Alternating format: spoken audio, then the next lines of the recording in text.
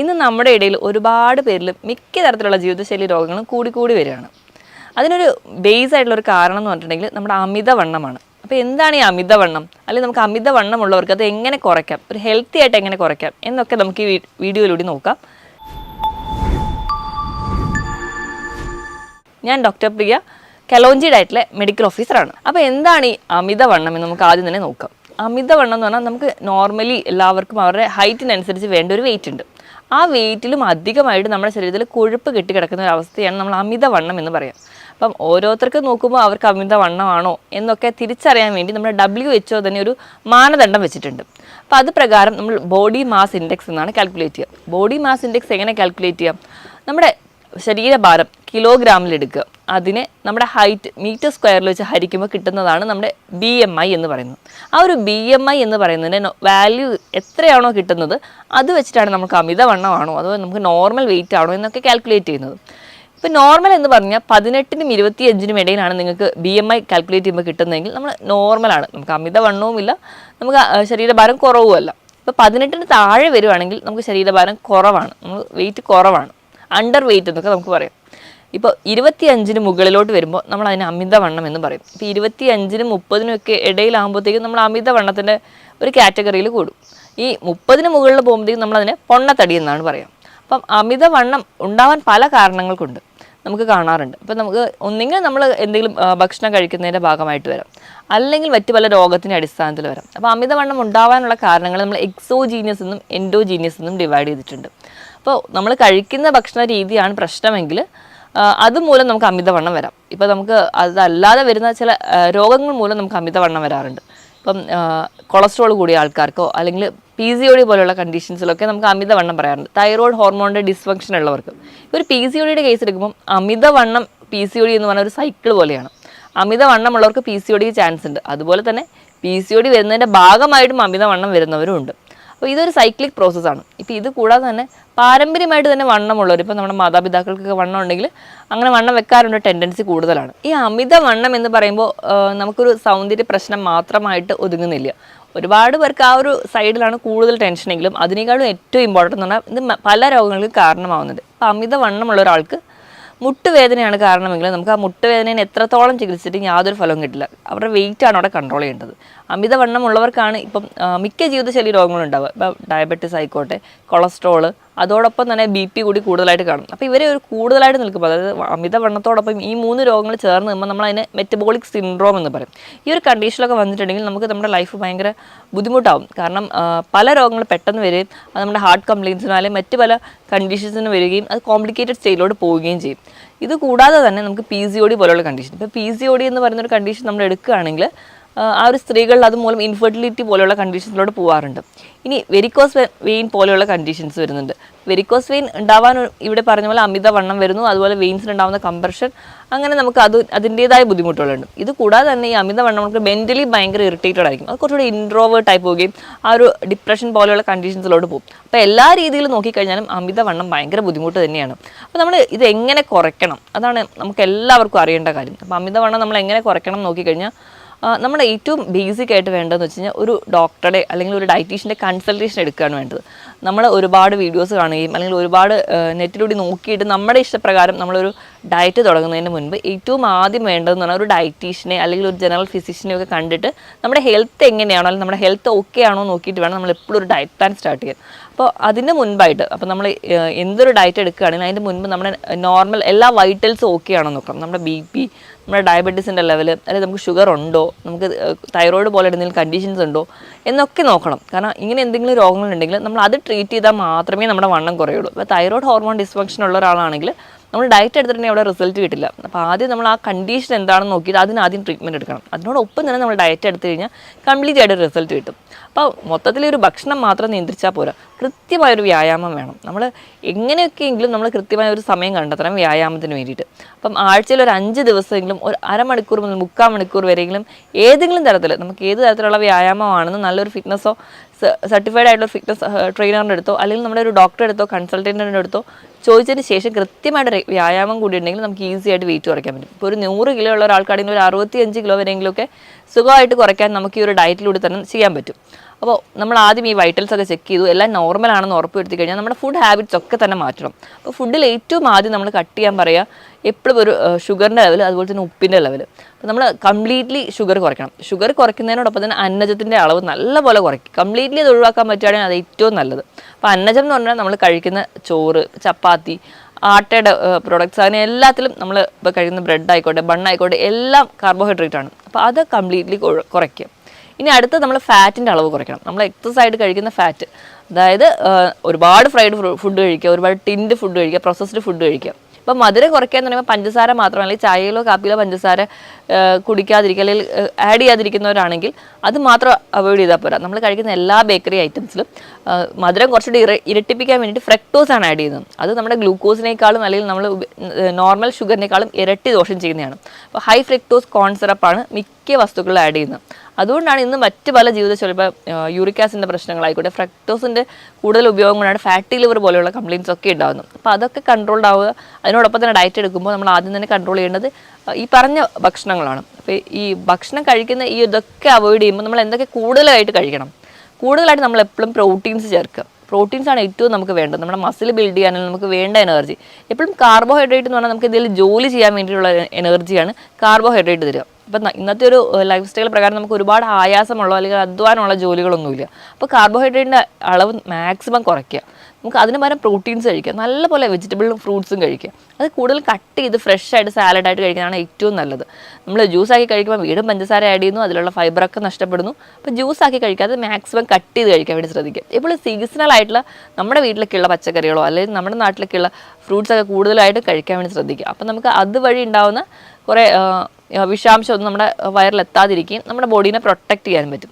എപ്പോഴും നമ്മൾ സാലഡ് തിരഞ്ഞെടുക്കുമ്പോൾ അതിൻ്റെ കൂടെ തന്നെ ഒലിവ് ഓയിലൊക്കെ ആഡ് ചെയ്യുമ്പോൾ നമുക്ക് നമ്മുടെ ശരീരത്തിൽ നീർക്കെട്ട് ഉണ്ടാകുന്നതോ അല്ലെങ്കിൽ നമ്മുടെ ശരീരത്തിൽ കൊഴുപ്പടിയുന്ന ആ ഒരു ടെൻഡൻസി തന്നെ കുറയും. ഇപ്പോൾ ഒലിവ് ഓയിൽ എന്ന് പറഞ്ഞാൽ നല്ലൊരു ആൻറ്റി ഓക്സിഡൻസ് ആണ്. അത് നല്ലപോലെ ഒമേഗ 3 ഫാറ്റി ആസിഡ്സ് ഉണ്ട്. അപ്പോൾ ഇതൊക്കെ ഉള്ളത് കൊണ്ട് തന്നെ അപ്പോൾ നമ്മുടെ ശരീരത്തിൽ എന്തെങ്കിലുമൊക്കെ ഒരു ഫാറ്റ് അടിയാനുള്ള ടെൻഡൻസി ഉണ്ടെങ്കിൽ അത് മാക്സിമം കുറയുന്നത് കാണാം. അപ്പം ഭക്ഷണത്തിൽ ഈ ഒരു രീതിയിലൂടെ മാറ്റും. ഇപ്പം നമ്മൾ ഒരു ഫുഡ് കഴിക്കുന്ന ഒരു പാറ്റേൺ എടുക്കുകയാണെങ്കിൽ, ഇപ്പം നോർമലി നല്ലപോലെ ഹെവി ആയിട്ട് ഫുഡ് കഴിക്കുന്ന ഒരാളാണെങ്കിൽ ഒറ്റയടിക്ക് ഇതെല്ലാം കട്ട് ചെയ്യാൻ നമുക്ക് പാടായിരിക്കും. അപ്പോൾ നമ്മുടെ പ്ലേറ്റിനെ തന്നെ ഒന്ന് സെറ്റ് ചെയ്യുക എന്ന് നോക്കുമ്പോൾ നോർമലി ഒരു പ്ലേറ്റ് എടുക്കുകയാണെങ്കിൽ അതിൽ ഹാഫ് പോർഷൻ നമ്മൾ പ്രോട്ടീനിലോട്ട് കൊണ്ടുവരും. പ്രോട്ടീൻ നമ്മൾ പയറ്, കടല, പരിപ്പ്, ഇറച്ചി, മീൻ, മുട്ട, ഇതെല്ലാം പ്രോട്ടീൻസിൽ വരും. അപ്പോൾ വെജിറ്റബിൾ ആയിക്കോട്ടെ അല്ലെങ്കിൽ നോൺ വെജ് ആയിക്കോട്ടെ, പ്രോട്ടീൻസ് അര ഭാഗമെങ്കിലും പ്രോട്ടീൻസ് തന്നെ കഴിക്കുക. ഒരു 1/4 ഭാഗം വെജിറ്റബിൾസിനും ഫ്രൂട്ട്സിനും കൊടുക്കുക. ബാക്കി ഒരു 1/4 ഭാഗം മാത്രം, അത് ഒരു പിടി ചോറൊക്കെ മാക്സിമം ആ ഒരു കുറച്ചുകൊണ്ട് വരുന്ന ആദ്യ ഘട്ടത്തിൽ നമുക്ക് കഴിക്കാവുന്നതാണ്. എപ്പോഴും കഴിക്കുന്നുണ്ടെങ്കിൽ തന്നെ ഒരു കുത്തരി തിരഞ്ഞെടുക്കാൻ വേണ്ടി നോക്കുക. കാരണം അതിലൂടെ നമുക്ക് കുറച്ച് ഫൈബർ കിട്ടുമല്ലോ. അപ്പം അത് കഴിഞ്ഞ് നോർമലി അത് കുറച്ചുകൊണ്ട് വരും. ഇപ്പം ചോറിന് പകരം ചപ്പാത്തി കഴിക്കുന്നവരാണെങ്കിൽ 1-2 ചപ്പാത്തിയൊക്കെ ആദ്യ സമയങ്ങളിൽ കഴിക്കാം. കാലക്രമേണ കാർബോഹൈഡ്രേറ്റിൻ്റെ ലെവൽ നല്ലപോലെ കുറച്ചുകൊണ്ട് വരാൻ നിങ്ങൾ ശ്രമിക്കണം. അപ്പോൾ ഒരുപാട് ആൾക്കാരും പറയാറുള്ളതാണ്, ഡയറ്റ് ചെയ്യണമെന്ന് ഭയങ്കര ആഗ്രഹമുണ്ട്, വെയിറ്റ് കുറയ്ക്കാൻ ഭയങ്കര ആഗ്രഹമുണ്ട്, പക്ഷേ എനിക്ക് വിശപ്പ് കൺട്രോൾ ചെയ്യാൻ പറ്റുന്നില്ല, ഭക്ഷണം കുറയ്ക്കുമ്പോഴത്തേക്കും ഭയങ്കരമായിട്ട് വിശക്കുന്നു എന്നുള്ളത്. അപ്പോൾ നമുക്ക് ഈ ഒരു അമിതവണ്ണം ഉണ്ടാവാനുള്ള ഒരു മെയിൻ കാരണം എന്ന് പറഞ്ഞാൽ നമ്മൾ വിശക്കാതെ തന്നെ ഭക്ഷണം കഴിക്കുക എന്നുള്ളതാണ്. നമുക്ക് ഇന്നൊക്കെ എന്ന് പറഞ്ഞു കഴിഞ്ഞാൽ പട്ടിണിയൊന്നുമില്ല, ധാരാളം ഭക്ഷണം കഴിക്കാനുണ്ട്. അപ്പോൾ നമ്മൾ ഇടയിൽ ഇങ്ങനെ ഭക്ഷണം കഴിച്ചുകൊണ്ടേയിരിക്കും. ഇതാണ് പ്രത്യേകിച്ച് വലിയ ജോലിയൊന്നുമില്ല, ഒരു സെഡൻറ്ററി ലൈഫും കൂടിയായിരിക്കും. അതാണ് നമുക്ക് അമിതവണ്ണം ഉണ്ടാവാനുള്ള കാരണം. അപ്പോൾ നമ്മൾ കൃത്യമായിട്ട് ഭക്ഷണം കഴിക്കാൻ വേണ്ടി ഒരു ടൈം ടേബിൾ സെറ്റ് ചെയ്യുക. കൃത്യമായിട്ട് ഇപ്പോൾ നമ്മൾ 3 മീലാണ് നമ്മൾ മെയിനായിട്ടുള്ള 3 മീലാണ് നമ്മൾ മലയാളികൾ കൂടുതലായിട്ട് കഴിക്കുക. രാവിലത്തെ ബ്രേക്ക്ഫാസ്റ്റ്, ഉച്ചത്തെ ലഞ്ച്, രാത്രിത്തെ ഡിന്നർ. അപ്പോൾ ഈ മീൽസിനെ കട്ട് ചെയ്തിട്ട് പല തവണകൾ കുറച്ചുകൂടെ കൂട്ടുക, ക്വാണ്ടിറ്റി കുറച്ചുകൂടെ കുറയ്ക്കുക, നല്ല ക്വാളിറ്റിയുള്ള ഭക്ഷണവും കഴിക്കുക. എങ്കിൽ ഡയറ്റ് ചെയ്യാൻ നമുക്ക് ഈസി ആയിരിക്കും. അപ്പോൾ നമ്മൾ ഇടയിൽ രാവിലത്തെ ബ്രേക്ക്ഫാസ്റ്റ് കഴിഞ്ഞൊരു 11 മണിക്ക് ചെറിയൊരു സ്നാക്ക് ടൈം കൊടുക്കുക. അത് കഴിഞ്ഞ് ഉച്ചയ്ക്കത്തെ ലഞ്ച്, വൈകുന്നേരം ഒരു ടീ ടൈം കൊടുക്കുക, അതിന് കഴിഞ്ഞിട്ട് ഒരു ഡിന്നർ. അപ്പോൾ നമ്മൾ ഈ 11 മണിക്കത്തെയും വൈകിട്ടത്തെയും ആ ഒരു എന്ന് പറഞ്ഞിട്ടുണ്ടെങ്കിൽ നമ്മൾ എപ്പോഴും ഒരു ജങ്ക് ഫുഡാണ് കൂടുതലാണ് കഴിക്കുക. അതിന് പകരം അത് കുറച്ചുകൂടി ഹെൽത്തി ആക്കാൻ വേണ്ടി ആ ഒരു 11 മണിക്കും നമ്മളതുപോലെ വൈകിട്ട് 4 മണിക്കും കഴിക്കുന്നത് എപ്പോഴും ഒരു നട്ട്സോ അല്ലെങ്കിൽ ഒരു ബൗൾ സാലഡോ ആ ഒരു രീതിയിലേക്ക് മാറ്റുക. ഇനി നിങ്ങൾക്ക് എത്ര ഭക്ഷണം കഴിച്ചിട്ട് നിങ്ങൾക്ക് വിശക്കുന്നു അല്ലെങ്കിൽ നിങ്ങൾക്ക് ഡയറ്റ് ചെയ്യാൻ പറ്റുന്നില്ല എന്നൊക്കെ ഉണ്ടെങ്കിൽ നിങ്ങൾ ഈ ഇടയിൽ കഴിക്കുന്ന ഭക്ഷണം കുറച്ചുകൂടെ ഫൈബർ റിച്ച് ആയിരിക്കും, അല്ലെങ്കിൽ കുറച്ചുകൂടെ വാട്ടർ കണ്ടൻ്റ് ഉള്ള ഫുഡുകൾ കഴിക്കുക. എങ്കിൽ നിങ്ങൾക്ക് വിശപ്പ് കുറച്ചും കൂടി കുറയും. ഇപ്പോൾ നമ്മൾ ക്യുക്കമ്പറൊക്കെ, നമ്മൾ സാലഡ് വെള്ളരിയൊക്കെ കൂടുതലായിട്ട് കഴിക്കാൻ പറയുന്നതിന് ഒരു വലിയ കാരണം എന്ന് പറഞ്ഞിട്ടുണ്ടെങ്കിൽ ഇത് ധാരാളം ഫൈബേഴ്സ് ഉണ്ട്, ധാരാളം തന്നെ വെള്ളത്തിൻ്റെ അളവും നമുക്ക് ഉണ്ട്. അതുകൊണ്ട് തന്നെ നമ്മുടെ മെറ്റബോളിക് ആക്ടിവിറ്റി ഒക്കെ പെട്ടെന്ന് തന്നെ കൂട്ടി നമ്മുടെ ആ ഒരു ഫാറ്റ് ബേൺ ചെയ്ത് കഴിയുന്നത് കാണാം. അപ്പോൾ കൂടുതൽ സാലഡൊക്കെ കഴിക്കാൻ പറയുന്നത് ഇതുകൊണ്ട് തന്നെയാണ്. അപ്പോൾ ഇങ്ങനെയൊക്കെ ഒരു ഭക്ഷണം മാറ്റുകയാണ്. അതുപോലെ തന്നെ നമ്മൾ ഭക്ഷണം കഴിക്കുന്നതിന് മുൻപ് 1-2 മുട്ട കഴിക്കുകയാണ്. ഇപ്പോൾ നമ്മൾ ഉച്ചത്തെ ഒരു ഭക്ഷണം കുറച്ച് ഹെവി ആയിട്ട് കഴിക്കുന്ന ആൾക്കാരാണെങ്കിൽ ഡയറ്റിൻ്റെ തുടക്കത്തിൽ നമ്മൾ 1-2 മുട്ട ഭക്ഷണത്തിന് കുറച്ച് മുൻപായിട്ട് കഴിക്കുക, അല്ലെങ്കിൽ ഒരു ബൗൾ സാലഡ് കഴിക്കുക, ഒരു 2 ഗ്ലാസ് വെള്ളം കുടിക്കുക. ഇങ്ങനെ ഏതെങ്കിലും ഒരു മെത്തേഡ് എടുക്കുകയാണെങ്കിൽ നമുക്ക് അത്രയ്ക്കൊന്നും ആ ഒരു ഉച്ച സമയത്ത് വിശക്കില്ല. അപ്പോൾ അങ്ങനെ വിശപ്പ് കുറയുമ്പോൾ നമ്മൾ എടുക്കുന്ന ഫുഡിൻ്റെ ക്വാണ്ടിറ്റി കുറയും. അങ്ങനെ നമുക്ക് നല്ല പോലെ തന്നെ നമ്മുടെ വെയിറ്റ് കുറയുന്നതായിട്ട് കാണാൻ പറ്റും. ഇനി ഇതിനോടൊപ്പം തന്നെ കൃത്യമായിട്ടൊരു വ്യായാമം കൂടി വേണം. വ്യായാമം നമ്മുടെ ബോഡിക്ക് പറ്റുന്നത്, അല്ലെങ്കിൽ നമ്മുടെ ഫിസിക്കൽ ആക്ടിവിറ്റിക്ക് പറ്റുന്ന രീതിയിലുള്ള വ്യായാമം തിരഞ്ഞെടുക്കുക. അത് ഏത് തരത്തിലുള്ള വ്യായാമമാവും. ഇനിയിപ്പോൾ വ്യായാമത്തിനൊന്നും സമയമില്ലാത്തവരാണ് എന്ന് എല്ലാവരും തന്നെ പറയാറുണ്ട്. അപ്പോൾ അങ്ങനെ പറയുമ്പോൾ അവർക്ക് എന്തെങ്കിലും എയറോബിക് എക്സസൈസുകളോ, അല്ലെങ്കിൽ വീട്ടിൽ തന്നെ നമ്മൾ റൂമിനുള്ളിൽ നിന്ന് ഒരു പാട്ടിട്ട് ഡാൻസ് ചെയ്യുകയാണെങ്കിൽ തന്നെ അത് തന്നെ ഏറ്റവും നല്ലൊരു വ്യായാമമാണ്. അവിടെ തന്നെ ഒരുപാട് ഫാറ്റ് ബേൺ ചെയ്യുന്നുണ്ട്. അപ്പം അങ്ങനെയുള്ള എയറോബിക് എക്സസൈസുകൾ നിങ്ങൾക്ക് ചെയ്യാം. ഇതൊന്നും അല്ലെങ്കിലും ഇപ്പോൾ ഇതൊന്നും ചെയ്യാൻ പറ്റാത്തവരാണെങ്കിൽ നിങ്ങൾ രാവിലെ ജോലിക്ക് പോകുമ്പോൾ ലിഫ്റ്റിന് ഡിപ്പെൻഡ് ചെയ്യുന്നുണ്ടെങ്കിൽ അതിന് പകരം നിങ്ങൾ സ്റ്റെയർ യൂസ് ചെയ്യാം. അതുപോലെ തന്നെ നമ്മൾ ഫോണിലൊക്കെ ഒരുപാട് നേരം സംസാരിക്കുന്ന ആൾക്കാരാണെങ്കിൽ നടന്നുകൊണ്ട് ഫോൺ ചെയ്യുക. ഇപ്പം നമുക്ക് എല്ലാവർക്കും അറിയാം, അപ്പോൾ നമുക്ക് ഫാൻ വർക്ക് ചെയ്യണമെങ്കിലോ TV വർക്ക് ചെയ്യണമെങ്കിൽ എല്ലാം റിമോട്ട് കൺട്രോളാണ്. അപ്പോൾ മാക്സിമം ഈ ഒരു ടൈമിലെങ്കിലും കുറച്ചെങ്കിലും നടക്കാൻ വേണ്ടിയിട്ട് റിമോട്ട് കൺട്രോളിനെ ഡിപ്പെൻഡ് ചെയ്യാതെ നമ്മൾ നടന്നു പോയി സ്വിച്ച് ഓഫ് ചെയ്യുകയൊക്കെ ചെയ്യാൻ ശ്രമിക്കുക. ഇങ്ങനെയെങ്കിലും കുറച്ചെങ്കിലും ഒരു വ്യായാമം ഉണ്ടായി കഴിഞ്ഞാൽ ഒരു പരിധി വരെ നമ്മുടെ ഫാറ്റൊക്കെ ബേൺ ചെയ്യുന്നത് കാണാൻ പറ്റും. ഇനി ഈ ഒരു പറഞ്ഞ രീതിയിലുള്ള വ്യായാമം, ഈ പറഞ്ഞ രീതിയിലുള്ള ഫുഡ് കൺട്രോളൊക്കെ ചെയ്യുക. അതിനോടൊപ്പം തന്നെ ചെറിയ ടിപ്സുകൾ പറഞ്ഞുതരാം. അതിൽ ഒന്നാമത്തേതുണ്ടെങ്കിൽ ചെറുനാരങ്ങ ആണ് നമ്മൾ യൂസ് ചെയ്യുന്നത്. നമുക്ക് പെട്ടെന്നൊരു ഫംഗ്ഷൻ വരുമ്പോൾ വെയിറ്റ് കുറയ്ക്കാനൊക്കെ ആണെങ്കിൽ നമ്മുടെ ചെറുനാരങ്ങ ഭയങ്കര യൂസ്ഫുള്ളാണ്. പക്ഷേ നമ്മൾ യൂസ് ചെയ്യേണ്ട രീതി എങ്ങനെയാണെന്ന് നോക്കാം. 1 ലിറ്റർ വെള്ളം എടുക്കുക, അതിലേക്ക് ഒരു ചെറുനാരങ്ങ, ചെറിയ ചെറുനാരങ്ങയാണെങ്കിൽ 1, വലുതാണെങ്കിൽ ഒരു പകുതി എടുക്കുക, നല്ലപോലെ പിഴിഞ്ഞ് അതിനോടൊപ്പം തന്നെ ഇഞ്ചി കൂടി ചതച്ചിടുക. നമ്മളിത് രാവിലെ വെറും വയറ്റിൽ കുടിക്കാം. പക്ഷേ അസിഡിറ്റി പോലെയുള്ള പ്രശ്നങ്ങളുള്ളവരാണെങ്കിൽ രാവിലെ വെറും വയറ്റിൽ കുടിക്കേണ്ട, പല തവണകളിലായിട്ട് ഒരു ദിവസം കുടിക്കുക. ആഴ്ചയിൽ ഒരു 3 ദിവസമെങ്കിലും ഇങ്ങനെ ചെയ്യുകയാണെങ്കിൽ നമുക്ക് വെയിറ്റ് ഗെയിൻ നല്ല പോലെ കുറയുന്നതായിട്ട് കാണാൻ പറ്റും. കാരണം ഇത് ഫാറ്റ് ബേൺ ചെയ്യാനും നമ്മുടെ മെറ്റബോളിക് ആക്ടിവിറ്റി ഒക്കെ കൂടുന്നതായിട്ട് കാണാം. ഇത് പെട്ടെന്നുണ്ടാകുന്ന ഒരു വെയിറ്റ് ലോസിന് വേണ്ടിയിട്ട് മാത്രം ഡിപ്പെൻഡ് ചെയ്യുക. കണ്ടിന്യൂസ്ലി ഇത് യൂസ് ചെയ്യുന്നത് അത്ര നല്ലതല്ല. നമുക്ക് അസിഡിറ്റി പോലുള്ള പ്രശ്നങ്ങൾ ഉണ്ടാവാനുള്ള ചാൻസ് വളരെ കൂടുതലാണ്. ഇനി രണ്ടാമത് പറഞ്ഞാൽ ജീരകം ഇട്ട് തിളപ്പിച്ച വെള്ളം. അപ്പോൾ നമ്മളൊരു 250 ml, അതായത് 1/4 ലിറ്ററോളം വെള്ളം എടുക്കുക, ഒരു നുള്ളു ജീരകം ഇട്ട് നല്ലപോലെ തിളപ്പിച്ച് ആ വെള്ളം നമ്മൾ സ്ഥിരമായിട്ട് കുടിക്കുകയാണെങ്കിൽ ഇത് നമ്മുടെ ഫാറ്റ് ബേൺ ചെയ്യാൻ സഹായിക്കും. ജീരകത്തിൽ തൈമോൾ എന്ന് പറയുന്നൊരു കണ്ടന്റ് ഉണ്ട്. ഈ തൈമോൾ എന്ന് പറയുന്ന കണ്ടന്റ് നമ്മുടെ പാൻക്രിയാസിൻ്റെ ആക്ടിവിറ്റി സ്റ്റിമുലേറ്റ് ചെയ്യും. അപ്പോൾ നമ്മുടെ വെയിറ്റ് കുറയും. ഇപ്പം നമുക്ക് ഡയബറ്റീസ് പോലെയുള്ള പ്രശ്നമുള്ളവരാണെങ്കിൽ അതും നല്ല രീതിയിൽ കൺട്രോൾ ആവാൻ പറ്റുന്നൊരു ഡ്രിങ്കാണിത്. അപ്പോൾ നമുക്ക് ഇത് ഡിപ്പെൻഡ് ചെയ്യാം. ഇനി മൂന്നാമതായിട്ട് സിനമാൾഡിഹൈഡ് കണ്ടന്റ് ഉള്ള കറുകപ്പട്ട ഇട്ട് തിളപ്പിച്ച വെള്ളം കുടിക്കാം. അപ്പോൾ കറുകപ്പട്ട നിങ്ങൾക്ക് ഒന്നുകിൽ പൊടിയായിട്ട് ഒരു നുള്ള ആഡ് ചെയ്യാം, അല്ലെങ്കിൽ ചെറിയ രീതിയിൽ ഒരു കഷ്ണം ആഡ് ചെയ്ത് നല്ലപോലെ വെള്ളം തിളപ്പിച്ച് അത് നിങ്ങൾക്ക് ദിവസവും മാറി മാറി കുടിക്കാവുന്നതാണ്. ഈ ഒരു സിനമാൾഡിഹൈഡ് എന്ന് പറയുന്ന കണ്ടന്റ് ഫാറ്റ് ബേൺ ചെയ്യാൻ നല്ല ഒരു മാർഗ്ഗമാണ്. അപ്പോൾ നമ്മുടെ എക്സസൈഡ് വരുന്ന ഫാറ്റ് അത് കുറയ്ക്കുന്നുണ്ട്. അതുപോലെ തന്നെ അതിൻ്റെ ഒരു എൻസൈമാറ്റിക് ആക്ടിവിറ്റി മൂലം നമ്മുടെ ശരീരത്തിൽ ഫാറ്റ് ഡിപ്പോസിറ്റ് ചെയ്യാനുള്ള ടെൻഡൻസി ഉണ്ടെങ്കിൽ അതും കുറയുന്നതായിട്ട് കാണാൻ പറ്റും. ഇനി നാലാമതായിട്ട് ആപ്പിൾ സിഡർ വിനെഗർ. ഇതും അസിഡിറ്റി പോലെയുള്ള പ്രശ്നമുള്ളവർക്കാണെങ്കിൽ കണ്ടിന്യൂസ്ലി യൂസ് ചെയ്യുന്നത് അത്ര നല്ലതല്ല. ഇനി അല്ലാത്ത ആൾക്കാരാണെങ്കിൽ 150 ml വെള്ളം എടുത്തിട്ട് അതിലേക്ക് 1 teaspoon apple cider vinegar add ചെയ്യുക, നല്ലോണം മിക്സ് ചെയ്തിട്ട് നിങ്ങൾക്ക് രാവിലെ വെറും വയറ്റിൽ കുടിക്കാം. പക്ഷേ അസിഡിറ്റി പോലെയുള്ള പ്രശ്നമുള്ളവരാണെങ്കിൽ ഇത് യൂസ് ചെയ്യാതിരിക്കുക. ഇത് നിങ്ങൾക്ക് ഇടയിലൊക്കെ കുടിക്കാവുന്നതാണ്.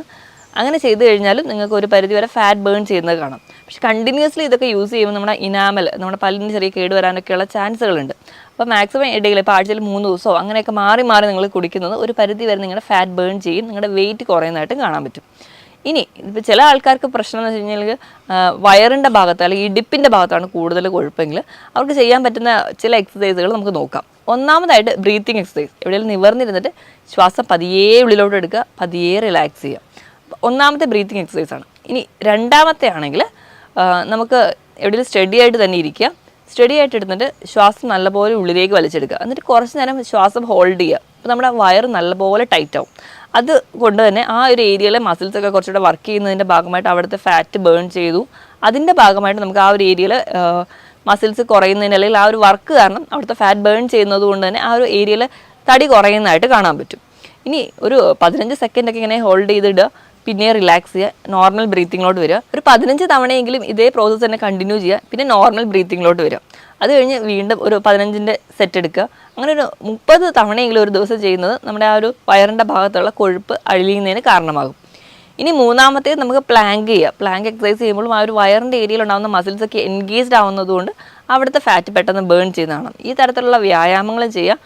പറഞ്ഞ രീതിയിൽ എന്തെങ്കിലും ഒരു ജോഗിങ്ങോ അല്ലെങ്കിൽ നീന്തൽ അല്ലെങ്കിൽ നമുക്ക് സൈക്ലിങ് ഇങ്ങനെ എന്തെങ്കിലുമുള്ള വ്യായാമങ്ങൾ കൂടി ചെയ്യുകയാണെങ്കിൽ നമ്മുടെ ഫാറ്റ് പെട്ടെന്ന് ബേൺ ചെയ്യും. അതോടൊപ്പം തന്നെ ഈ പറഞ്ഞ രീതിയിലൊക്കെ ഒരു കൃത്യമായ ഒരു ഡയറ്റീഷ്യൻ്റെ അണ്ടറിൽ തന്നെ നിങ്ങൾ ഡയറ്റ് ഒരു കൃത്യമായ ഒരു ചാർട്ടിലൂടെ തന്നെ ഡയറ്റ് കൂടി എടുക്കുകയാണെങ്കിൽ നല്ല രീതിയിൽ വെയിറ്റ് കുറയും. വെയിറ്റ് കുറഞ്ഞു കഴിഞ്ഞാൽ തന്നെ മിക്ക രോഗങ്ങളെ നമുക്ക് കൺട്രോളോട് കൊണ്ടുവരാനും പറ്റും. നമ്മൾ മെഡിസിൻസിനെ ഡിപ്പെൻഡ് ചെയ്ത് പല രോഗങ്ങൾക്കും പല രീതിയിലുള്ള മെഡിസിൻസിൻ്റെ കൺട്രോളോട് പോകുന്നതിൻ്റെ മുൻപ് നമുക്ക് ഈ പറഞ്ഞ രീതിയിൽ നമ്മുടെ ലൈഫ് സ്റ്റൈൽ മോഡിഫൈ ചെയ്യുകയാണെങ്കിൽ ഹെൽത്തി ആയിട്ട് ഇരിക്കാൻ പറ്റും. ഞാൻ ഈ പറഞ്ഞ കാര്യത്തിൽ എന്തെങ്കിലും ഡൗട്ട് ഉണ്ടെങ്കിൽ താഴെ കാണുന്ന നമ്പറിൽ കോൺടാക്ട് ചെയ്യുക. മറ്റൊരു ഹെൽത്ത് ടോപ്പിക്കുമായിട്ട് വീണ്ടും കാണുന്നവരെ നന്ദി.